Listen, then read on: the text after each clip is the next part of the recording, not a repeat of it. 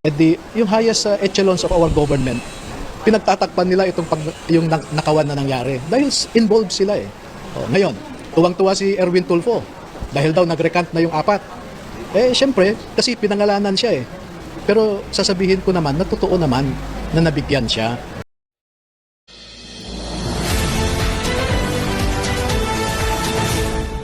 OMG mga kababayan, Senator Tulfo ay tuluyan ng mag-resign. At ito pong si Zubiri kinarma mga kababayan. Ang lupit po nitong balita ngayon na ating pong matutunghayan.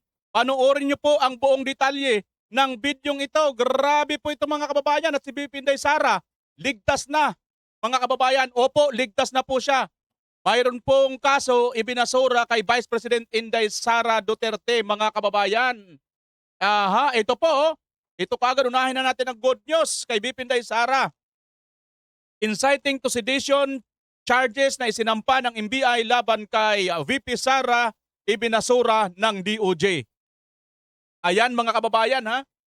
Ito po ay report or balita na nanggaling po dito sa JME News na ang inciting to sedition daw po na kaso laban dito kay Vice President Inday Sara Duterte, isinampa po ito ng NBI ano.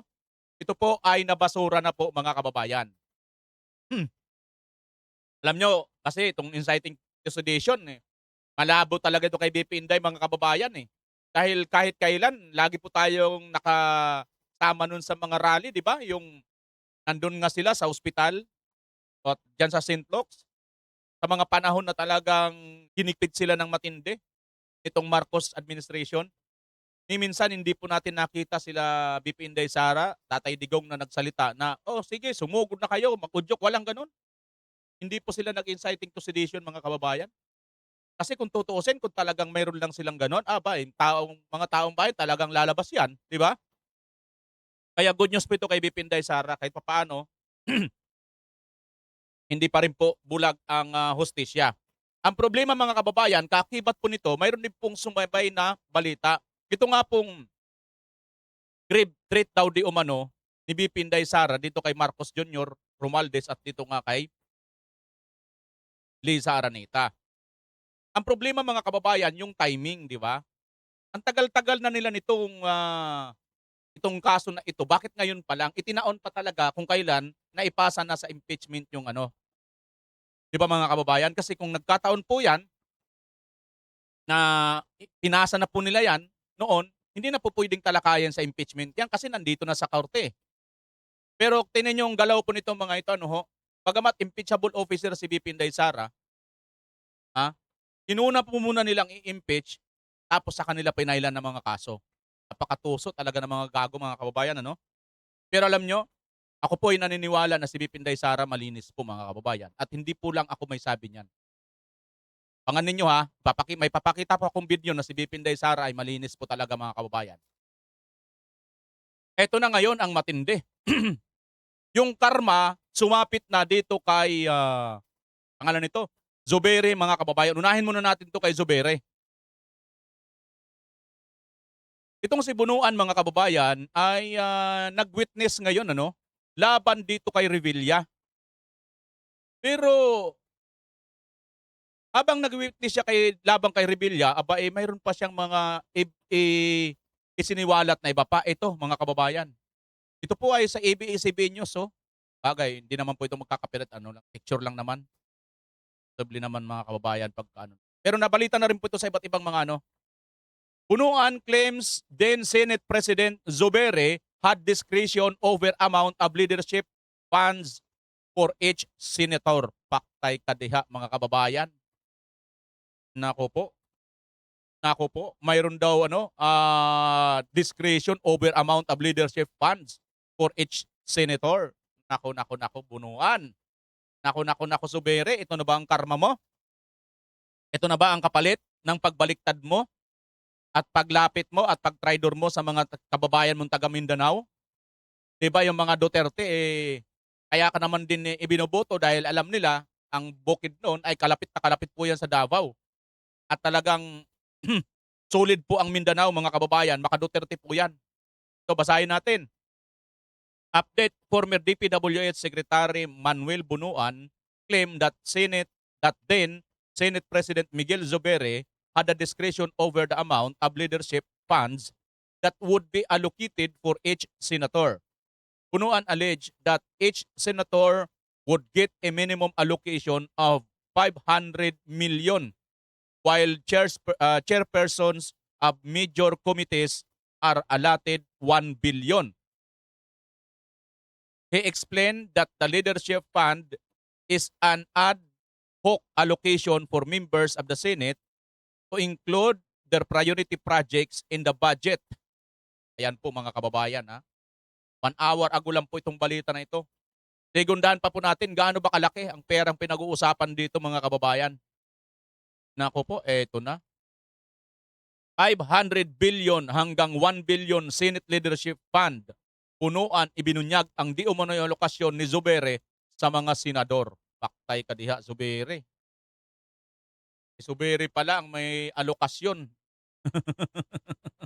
Ayon kay Bunuan, no?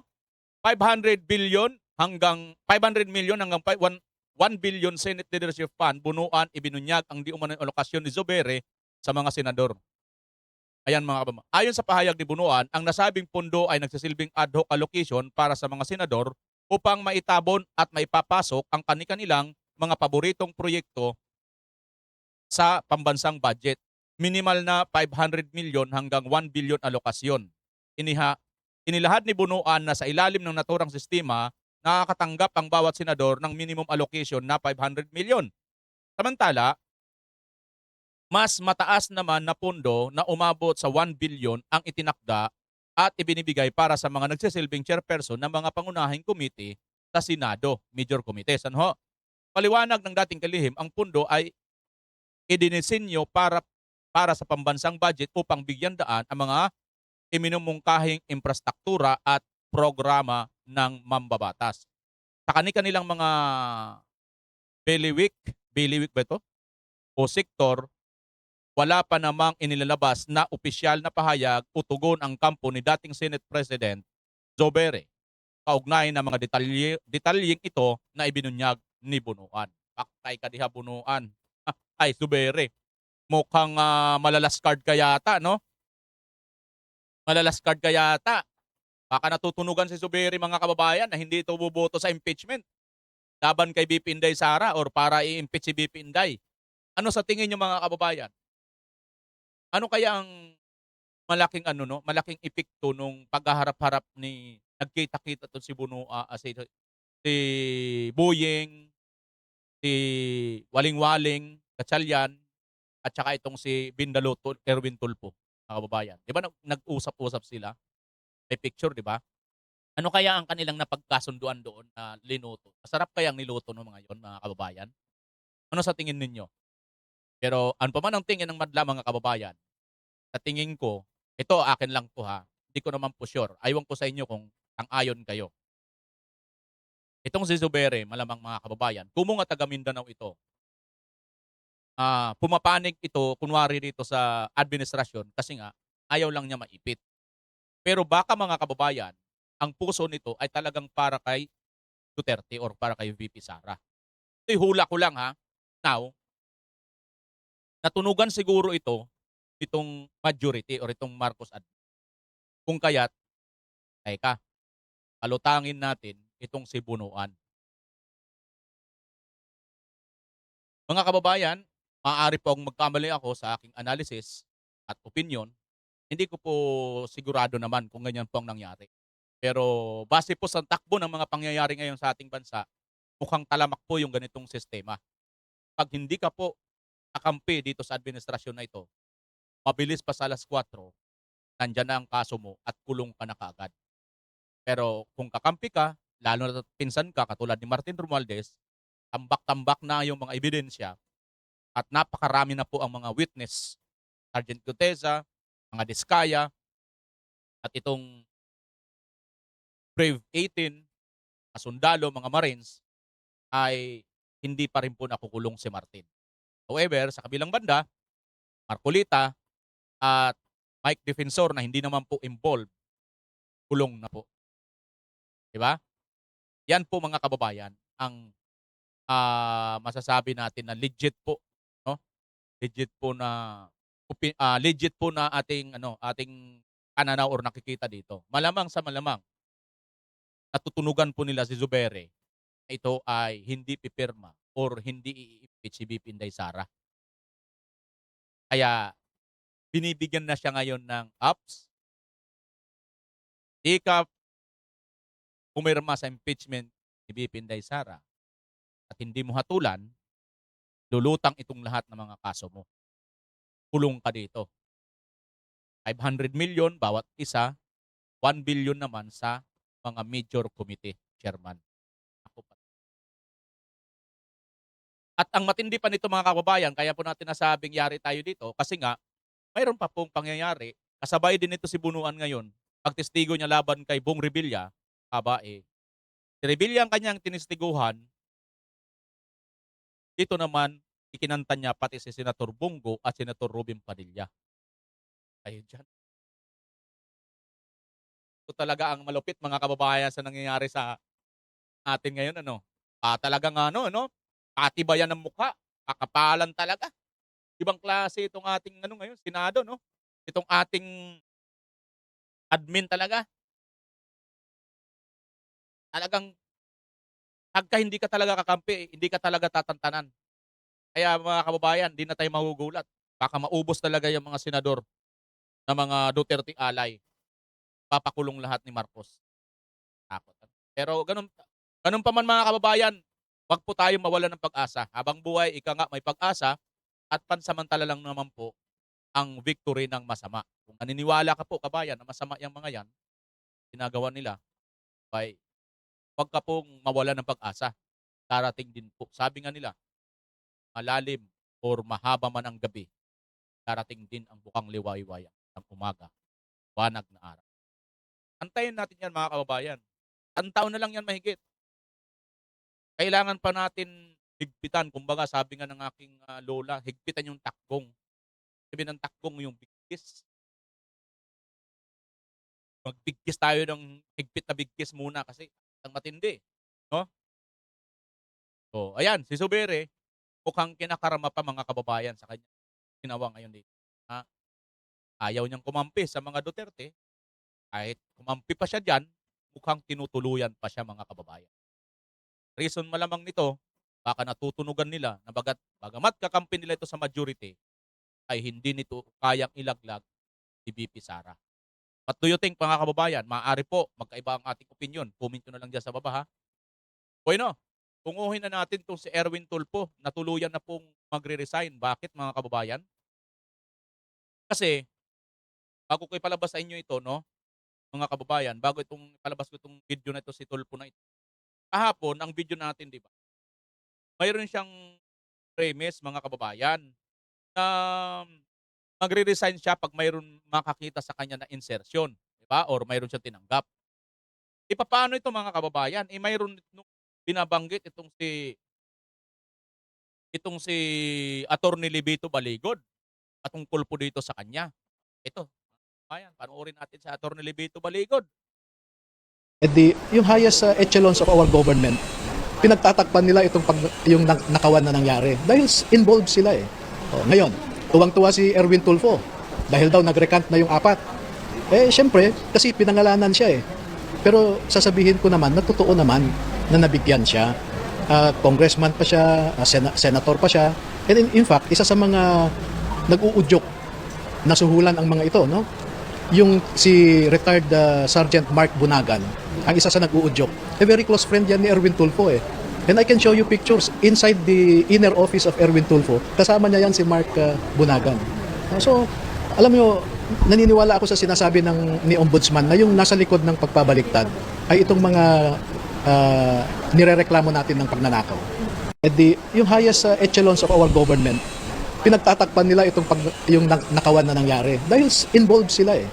Ngayon, tuwang-tuwa si Erwin Tulfo dahil daw nag-recant na yung 4. Syempre, kasi pinangalanan siya eh. Pero sasabihin ko naman na totoo naman na nabigyan siya. Congressman pa siya, senator pa siya. Ayan mga kababayan na galing po mismo kay Attorney Libito Baligod na totoo naman daw. Ayon kay Attorney Libito Baligod Nabigyan daw po ito si Erwin Tulfo, mga kababayan. Tuluyan magre-resign 'to, mga kababayan. Unti-unti na lang. Tulungan niyo naman ako, mga kababayan, na hanapin po yung mga ebidensya, 'no? Tulungan niyo po ako kasi tingnan niyo, ha, liban po dito sa mga lumabas na mga dating Marines, 'no, dating mga sundalo, may mga ebidensya, mayroon pa pong mga maaaring magkonekta dito kay Erwin Tulfo. Tulad na nga lang po kahapon ng pasabog ni Mayor Magalong, 'di ba? Na itong si Congressman, pangalan nito, Yap, 'no, ng ACT-CIS, nag-resign sa kasagsagan ng hearing nang naibulgar sila ng mga diskaya at nila Sergeant Tuti Sabaw, mga diskaya. Nang maibulgar sila, mga kababayan, nag-resign bigla. Itong kasama ni Erwin Tulfo. Take note, kasama ni Erwin Tulfo 'yan, si Yap, nung Congress pa sila. Ba, hamon ni Erwin Tulfo, kung mayroon kayong makita, nakasama ako diyan nung taong 2022 hanggang 2025 or 23 hanggang 25. Magre-resign siya, mga kababayan. Papaano ito naglulutangan ngayon? Ha? Papaano ito naglulutangan ngayon? Sinasabi ni Attorney Levito Baligon, kasama ka sa tuwan-tuwa ka daw, no? Yung highest echelons of our government, pinagtatakpan nila yung nakawan na nangyari dahil involved sila eh. Ngayon, tuwang-tuwa si Erwin Tulfo dahil daw nag-recant na yung 4. Syempre, kasi pinangalanan siya eh. Pero sasabihin ko naman na totoo naman na nabigyan siya. Congressman pa siya, senator pa siya. And in fact, isa sa mga nag-uudyok na suhulan ang mga ito, no? Yung si retired Sergeant Mark Bunagan, ang isa sa nag-uudyok. Very close friend yan ni Erwin Tulfo eh. Ako, paktay ka diha. Pag nahanap natin to kay Mark Bunagan, mga kababayan, very close friend pala ito ni Erwin Tulfo. Nako, Erwin Tulfo, nalalapit. At mga kababayan, kung titingnan pa po natin yung mga comment kahapon ng video, yung kahapon, yung video na yan, tungkol dyan, hindi po magugulat po kayo, no? Kasi po yung views niyan kahapon, mga kababayan, ay 60,000 na po.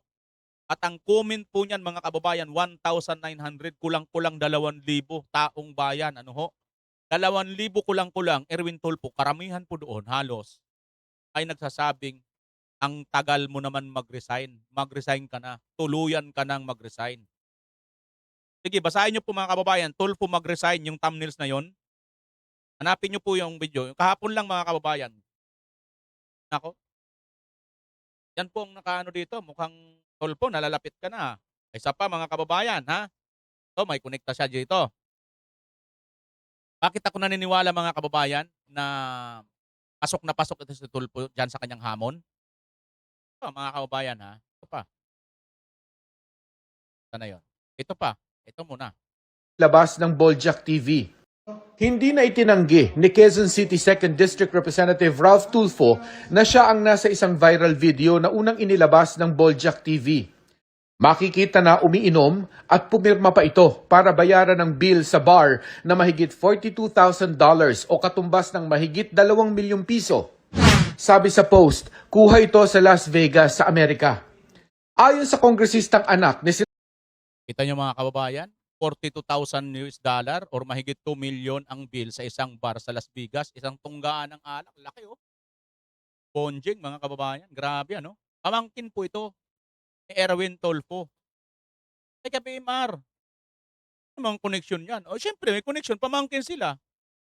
Yung pamangkin niya, isang tunggaan lang ng alak sa isang gabi, 2 million ang gastos. Tanong, saan kayo galing ng pera niyan? Pinangtutungga-tungga nyo dyan. Mga politiko kayo. Wala naman kayong mga trabaho. Ano bang mga business ninyo? Di ba? At kahit pa may mga trabaho kayo, kahit pa mga ano kayo, politiko kayo eh. Nasa gobyerno kayo. Yung taong bayan, hirap na hirap ang pinagsasilbihan ninyo. Pero kayo, 2 million, isang tunggaan lang ng alak. Di ba nakakahiya? Ano, nasa ng moral ascendancy nyo dyan? May connection pa rin to kay Tulfo dahil unang-una, pamangkin niya ito. Binibitin mo kami. Ito pa, sandali lang muna, mga kababayan. Tuluyan po yan. Ito, unti-unti natin. Ito pa. Ang masakit, 14 billion pesos sa 17 billion pesos na ginastos sa mga flood control projects na ito ay hindi naaayon sa ating, or I could even say taliwas sa ating drainage master plan. Ang masakit, 14 billion pesos sa 17 billion pesos na ginastos sa mga flood control projects na ito ay hindi naaayon sa ating, or I could even say taliwas sa ating drainage. Kaya naman pala mga kababayan, yung sa city, ganyan pong nangyari. 14 billion ang budget pero taliwas naman pala, hindi naaayon. Bakit na naman natin to tonight mga kababayan? At the same time, congressman yan, yung pamangkin niya, yun, si Bunjing, mga kababayan. Oh. Hindi siguro dyan mismo, pero halos lahat dyan sa Quezon City, ito yata ang pinakamalaki, itong pamangkin niya eh. Ito yung pinakamalaki dyan na may budget dyan tungkol sa flood control eh. Di ba mga kababayan? Pero halos dyan sa Quezon City lahat, ganun po kalalaki mga kababayan. Kaya malapit na talaga, no? Di pa na rito, Panginoon, magdasal pa oh. Ma-impluwensyahan ng social media. Anong gusto mo? Mga mainstream media na hindi bayaran ang mag-impluwensya sa inyong sa impeachment? Umiiyak ko. Wag daw sana ma-impluwensyahan ng social media ang Senate hearing. Takot na takot ka sa social media? Hindi ka natatakot sa mainstream media? Gusto mo ba ang impeachment na-impluwensyahan ng mainstream media? Ganon ba 'yon? Kasi kung hindi mo lang inaano talaga, sinisinggil atong social media, bakit social media lang? Pwede rin naman, bakit ibig mo sabihin, Tolpo, walang impluwensya yung mga mainstream media? Inaamin mo ba? Ah. Kita nyo na mga kababayan, kung gaano po kakapangyarihan na ngayon ng social media, kinatatakutan na po ng senador na dating mainstream media. Yan po ang kapangyarihan natin, kaya wag po kayong matakot, wag po kayong panghinaan ng loob dahil makapangyarihan po tayo, tatatakot po yo. Kesa naman sa impluwensya ng mga mainstream media na hindi bayaran. Ano bang gusto niyo mga kababayan? Pa-impluwensyahan ng mga social media vlogger ang impeachment o ma-impluwensyahan ng mga mainstream media na hindi bayaran? Nililinaw ko ha, mga mainstream media na hindi bayaran. Wala pa ako sinasabing bayaran, kundi nililinaw ko mga mainstream media na hindi bayaran. Okay? Malinaw yan.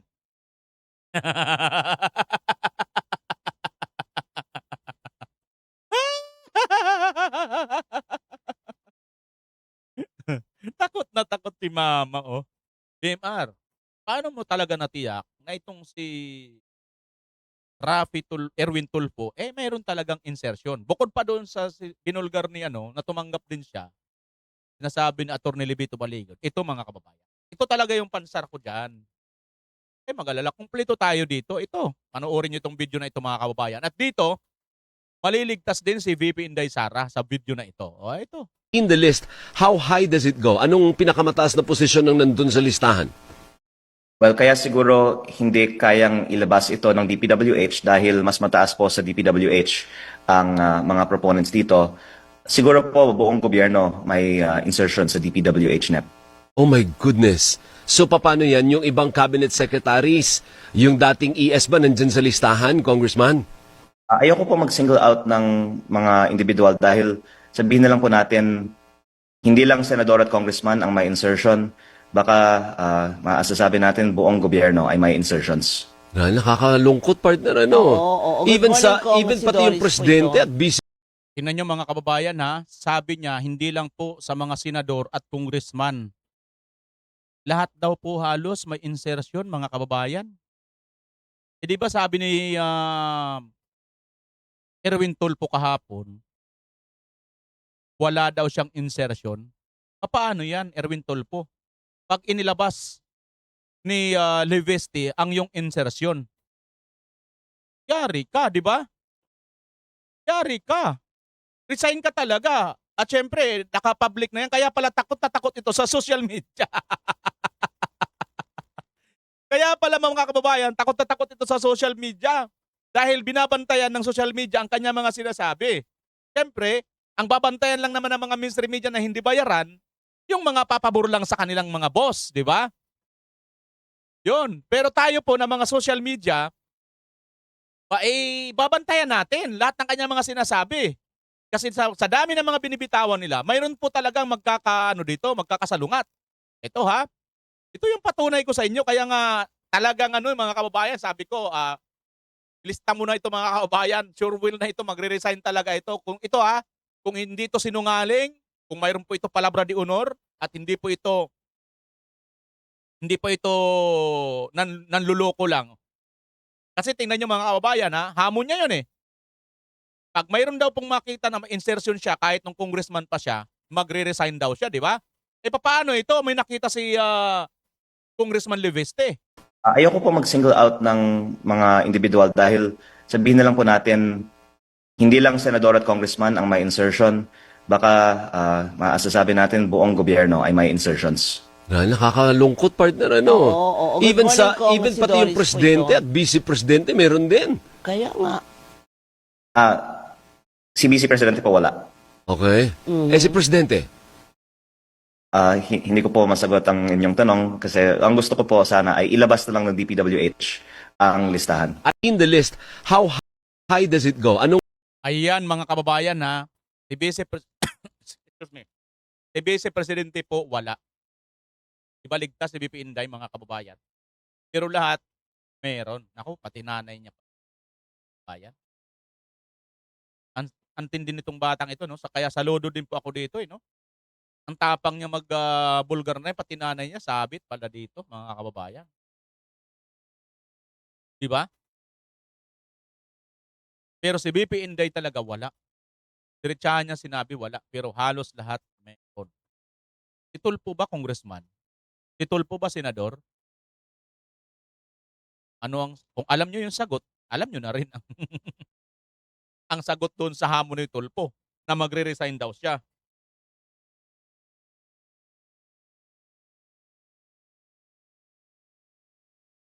Di ba mga kababayan? Di ba mga kababayan? So ganyan ang mangyayari ngayon dyan. Di ba? Ganyan po ang mangyayari. Ayan po ang nakikita natin mga kababayan. Ito pong Congressman Lian Leveste, may hawak po silang mga ebidensya. At lahat daw po may mga insertion. Paano katulpo ngayon dyan? Kaya pala mga kababayan, pinag-iinitan si Congressman Leandro Leveste. Kasi may hawak palang alas at ebidensya si Leveste. Kita nyo naman mga kababayan ang pattern, di ba? Pagka may hawak, pagka kalaban ng administrasyon at mayroong mga hawak na ebidensya, katakot-takot na mga kaso ang kakaharapin. Makukulong at makukulong. Katulad ni Senator Marcolita. Sino ba mag-akalang makukulong sa Senator Marcolita? Hindi naman siya sangkot. Di ba mga kababayan? Hindi naman sangkot si Senator Marcolita. Paano nangyari yun? Mga kababayan, anong isipin talaga, nakakabahalang isipin. Pero relax. Importante dito mga kababayan, na-solve na po natin ang kahilingan ni Erwin Tulfo na magre-resign siya pag may makitang insertion. Paano yan? Mayroon na. Ayon dito kay Congressman Leveste, lahat daw ng mga congressman. Congressman ka noon eh. Abangan natin mga kababayan. Kung talaga nga bang lalaki nga ba talaga itong si Erwin Tulfo at kanya nga ba talagang paninindigan ang kanyang pag-re-resign. Tingnan natin ha, mga kababayan. Kung talagang Tingnan nyo itong isang video na ito mga kababayan. Dalawa po yan. Pwede naman sabihin mo yan. Tanggalan ko lang ng boses ha. Ito pong si Buluntati mga kababayan, naka-face mask no? Sabi dito sa post, Brave 14 kaya pala lagi na naka-face mask si Buluntati at Waupan, preparing to exit na pala. Yun pala yun mga kababayan, kaya pala na daw itong dalawang ito, lagi na lang naka-face mask kasi nga nagpe-prepare na pala para mag-exit or bumaliktad. Kasi nga daw, sabi ni Attorney Baligod, 25 million na tumataginting. Problema nila ngayon dito mga kababayan ay ay problema nila rito ay yung matinding balik sa kanila dahil nagiging co-accused na sila ngayon. Kasama na sila doon sa kaso na ikinakaso dito sa kanilang ibinubulgar, mga kababayan. Yun ang masaklap, no? Kanya to si Tulfo, mga kababayan, magbibida-bida na naman. Senator Erwin Tulfo to said the Senate Blue Ribbon Committee will soon be conducting an investigation into substandard government infrastructure project. Ano ba ito? Senator Erwin Tulfo said the Senate Blue Ribbon Committee will soon be conducting an investigation into substandard government infrastructure project, bridges, roads, and public works that clearly failed to meet standards. Will investigate them. Yan ang mga kababayan. Kunwari, pa-imbestiga ka na. Wala ka ng moralidad. Tulpog, no? Tulplok, wala ka ng moralidad, mga kababayan. Wala ka ng moralidad. Talaga naman, yan po ngayon ang nangyayari. Ito pa. Ito. Panoorin nyo ito, mga kababayan, itong video na ito. Naghamon itong si Koke kay Mayor Magalong. Hindi na po mas makapinsala. Hinamo naman ng ilang miyembro ng House Prosecution Team si Baguio City Mayor Benjamin Magalong na pangalanan ng mga sangkot sa aligasyon ng maanumalyang budget insertions. This is challenge to Mayor Magalong. Mayor, pangalanan niyo po kung sino yung mga House Impeachment Prosecutors. Sinasabi po ninyo na sangkot dito po sa mga insertions sa ating pong budget. Sabihin niya kung sino sa mga prosecutors ang involved. Yan na naman itong mga ito, mga kababayan. Hamon na naman kayo ng hamon. Paano kung ikul yan ni Mayor Magalong, mga kababayan? At may hawak ding ebidensya. Adi, sira na naman ang script ninyo. Diba? Sira na naman ang script nitong mga hunghang pag nagkataon, mga kababayan. Akala siguro nila, ganun-ganun lang, Ay, tingnan natin, mga kababayan, kung talaga nga ba. Kakagat sila dito sa hamon. No? Hinahamon nyo si Mayor Magalong, ha? Sige, Mayor Magalong. Ilabas mo ng ebidensya kung sino nga ba dyan sa mga nasa impeachment. Kasi di ba, sabi kahapon ni Mayor Magalong, yung iba nga dyan, nandyan pa sa impeachment Di ba? Yung may mga sangkot dyan sa katiwalian, andyan pa sa impeachment. Tatawa-tawa nga lang sila paano pag naglabasan kayo yung mga pangalan ninyo dyan? Kaya yabang ninyo, ha? Pero for sure, pasingin ko, hindi naman Diba doon nga sa Brave 18 na pangalanan na yung iba dyan na nandyan sa impeachment ni Bibi Sara? Ha? Nako.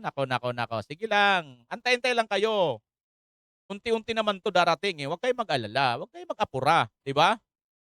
Huwag kayong mag-apura. Kasi, ano pa to? Anong sinasabi dito? Walang boses. Walang boses sa mga kababayan. Siga doon. Ito naman, ito. Yan. Wala rin boses yata. Ating ganyan, sir.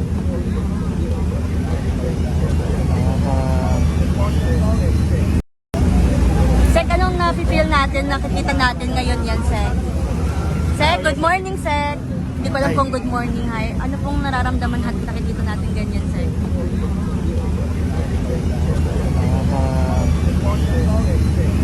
Nakakalungkot na nakakatawa. Hindi. Duterte may kasalanan, Sek. Duterte may kasalanan yan. Sir, is it the first time, sir?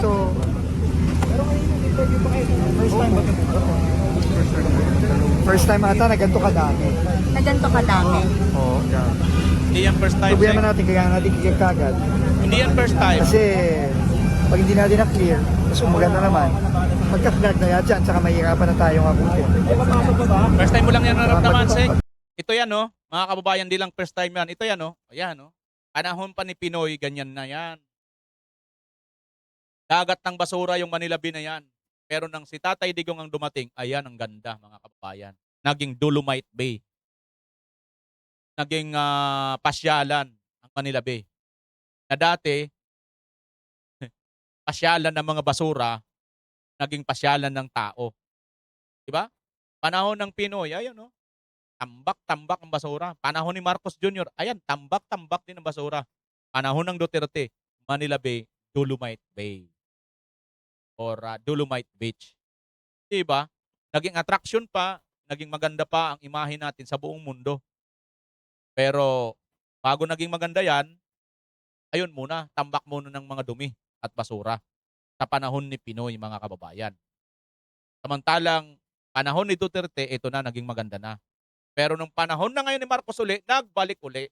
So kita nyo mga kababayan kung sino talaga yung totoong may malasakit sa ating bansa. Diba? Kung sino talagang may malasakit, yan talaga mga kababayan, si Tatay Digong. Itong dalawang ito, wala eh. Hindi natin alam kung sino lang kanilang pinagmalasakitan. Diba? Diyan po makikita mga kababayan ang magiging maayos na leader. Kasi lahat po ng sektor ay natutugunan. Ano ho? Ito, tingnan nyo ito mga kababayan, no? Hindi nito.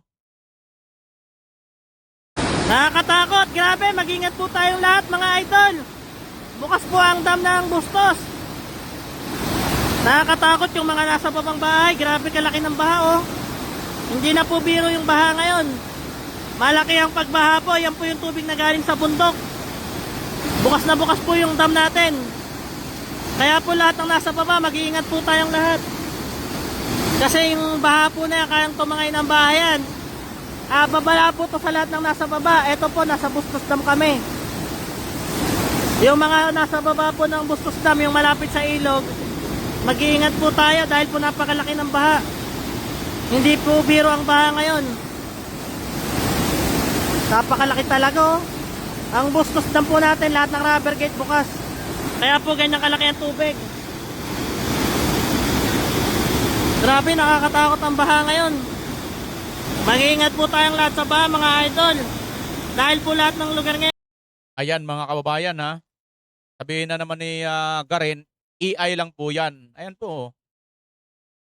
Bustos po yan mga kababayan. Matindi po yung buhos ng tubig. Ito lang po nagpapatunay talaga mga kababayan na mayroon po talagang matinding corruption or katiwalian pag nanakaw dito sa pera na para sana dito sa mga flood control.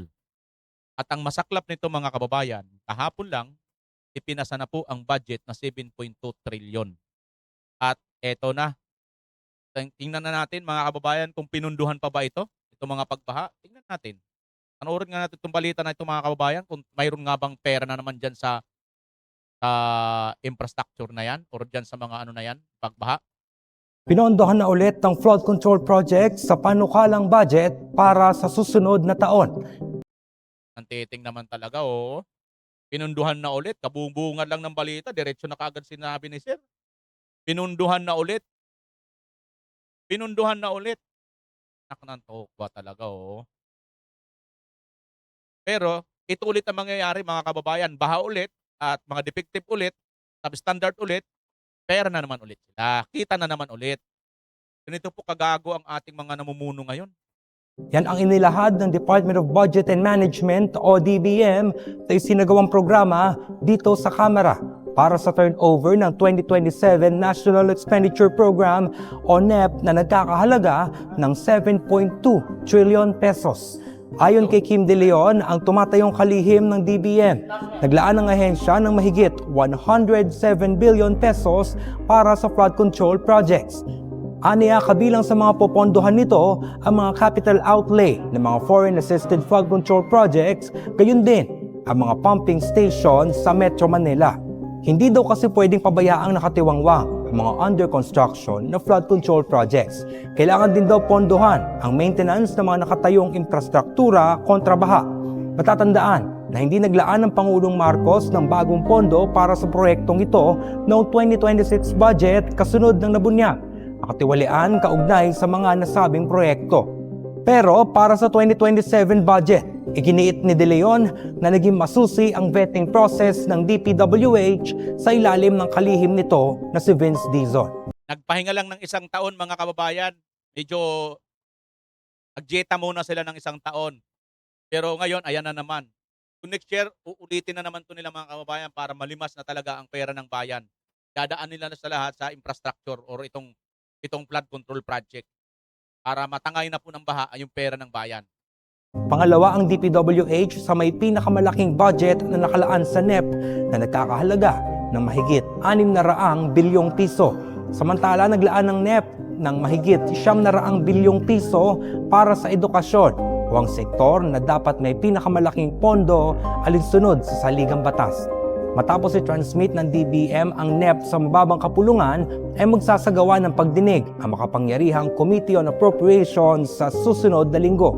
Matatandaan na ang dating Ako Bicol Party List Representative Zaldico ang dating chairman ng komiting ito. Nagbitiw si Ko matapos madawit sa flood control scandal at itinuturing ng pugante ngayon ng Sandigan Bayan. At yan ang pinakauling kaganapan mula. Ayan mga kababayan. So talagang tuwan-tuwa na naman ang mga buhayan ito. Laki-laki na naman ang pundo nila dito sa flood control. Ayan, tuwan-tuwa sila mga kababayan, ang mga buhayan ito. Yan po, mga buhaya, parang nagdadasal pa sila. Nakaraan, kita ka. Kaya lang nakain na. Sa aming kasya. At mga malalaking tipak ng karne yung kainin namin. Huwag yung Yan, ba't pa tayo ngayon? Maniwala kayo mga kababayan, nagluluksuhan po sa talon to tatalunan po yung mga puso ng mga kababayan ngayon. Oo. Ganun talaga Kasi malaki na naman ang maano nila dito mga kababayan Maaari nilang dito ma-kickback no? Diba? Sabi nga ni Mayor Magalong kahapon, either substandard na nga, tas ano pa yung mahina pa yung yung supplier. Di pa ganun ka magandang klase, di ba? Tapos binawasan pa talaga. Di ba? Substandard na nga pero pinagkakitaan pa. Kaya double whammy talaga. Double kita talaga ang nagkakakitaan nila dito sa pera ng taong bayan. Mga kababayan pero wala binuto nyo kasi yung budol-budol na ito Gagawin natin mga kababayan, binuto nyo kasi. Ito mukhang si Mayor Magalong ngayon mga kababayan tinatarget na nila na kanyang with regards pa rin po sa guarantee letters according to Baguio City Mayor Benjamin Magalong, mahalaga daw po na maitama yung statement ng Department of Health na hindi naman daw po kailangan ng guarantee letters doon sa mga ospital na pinatatakbo nag-operate under DOH. But sa Baguio City alone, according to the Mayor, katuwang daw ng mga pasyente na nangangailangan ng pambayad ng ospital yung guarantee letters and kailangan daw pong ilahad yung tunay na sitwasyon on ground. Your thoughts, Yusek? Actually, nadinig ko po yan maliban po sa statement na yan na atin nabasa. Nadinig ko po ang kanyang interview. Ang sinabi po niya ay sinungaling si Secretary Ted Herbosa sa pagsasalita na hindi naman po nagre-rely ang DOH hospitals especially with regard to basic accommodations sa guarantee letters. So bago po siguro magsalita ang isang tao na sinungaling, kailangan muna nilang humarap sa salamin at tanungin nila. Aktay ka diha Sinungaling na ang tawag nito kay Mayor Magalong, samantalang dati kasama ito sa ICI mga kababayan. So, ibig sabihin, kasinungalingan din po pala ang ginawang investigasyon nitong ICI mga kababayan. Diba? Ayan sinungaling daw itong si Magalong mga kababayan. Ayon dito kay Anti-clear Kaya, nako. So, Mayor Magalong kasi mga kababayan, pumipilising Yun lang ang problema natin kay Mayor Magalong, hindi siya tumutudo. Sana tumudo ka na, Mayor Magalong. Total, nagbibitaw ka na rin lang, di ba? Katulad kay BP Inday. Kakaantayin pa ni Mayor Magalong na Katulad siya dito kay Subere, Ito sa Subere, di ba? Baka nag-aantay pa si Mayor Magalong na katulad siya dito kay Zubere na mangyari kay Zubere, di ba? Ayan Pumipleasing ito si Zubere, ako talaga talaga ako Pleasing talaga lang ito hindi lang ito basta nagpapahalata na kakampi ito ni BP Inday Sara. Kasi nga, alam naman niya talaga na talamak itong pero maliwanag man sa sikat ng araw mga kababayan. Taga Mindanao kasi ito Alam na kasi niyang taga Mindanao higit kanino pa man, sinong nakakaalam sa mga Duterte at nakakakilala, taga Mindanao yan. At yung mga taga Mindanao na yan, 90% yan, Duterte ang sinisigaw. Napakalaki po ng nagawa ng Duterte sa Mindanao. Kaya kahit pagbalik-baliktarin mo pa yung Luzon at Visayas, hindi mo na po pwedeng mawala sa Duterte ang Mindanao. At alam yan ni Zuberi, taga Mindanao siya. Yung iba lang ng mga taga Mindanao, akala mo, yung 10% doon sa 90% na wala ayaw kay BP Inday, yun yung mga politikong kalaban nila. Pero yung 90% sa Mindanao ay talagang Duterte. Alam ni Zuberi yan. Di ba? Alam ni Zuberi yan, si Duterte talaga. Yan siguro, racing ito. Zuberi, mga kaso, tunugan siguro. Ay pinalulutang na sa kanya. Tingin ko talaga bala ito sa kanya. Pagka hindi ka bumoto dito kay Inday Sara para i-impeach. Yun ang opinion. Mga kababayan, ano sa tingin ninyo? Tuluyan na ba si Erwin Tulfo dapat mag-resign? At itong si Zuberi, ano ang nakikita? Pakicomment nyo po dyan sa baba, comment section, at pag-uusapan natin. Pansamantalang magpapaalam, BMR Channel. Bye-bye!